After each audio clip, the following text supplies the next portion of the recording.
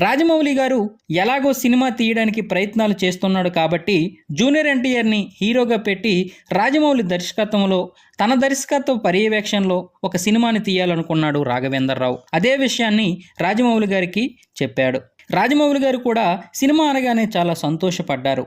ఇప్పట్లో నిర్మాతను వెతికి సినిమా తీయాలంటే కొంచెం కష్టమైన పనే. ఎందుకంటే అప్పటికే చాలా ప్రయత్నాలు చేసిన నిర్మాత తనకి దొరకలేదు. రాఘవేంద్రరావు గారే అన్నీ చూసుకుంటూనే అంటున్నారు కాబట్టి రాజమౌళికి కూడా చాలా సంతోషం అనిపించింది. కానీ అప్పటికి జూనియర్ ఎన్టీఆర్ని ఆయన చూడలేదు. ఆ తర్వాత ఎన్టీఆర్ని చూశాడు. ఎన్టీఆర్ అప్పటికి లావుగా అందహీనంగా ఉండేవాడు. ఎన్టీఆర్ని చూడగానే ఇలాంటి వాడా నా సినిమాలో హీరో అని మనసులో అనుకుని బాధపడ్డాడు. గురువుగారి మాట కాదనలేక చేయాల్సిందే అనుకున్నాడు.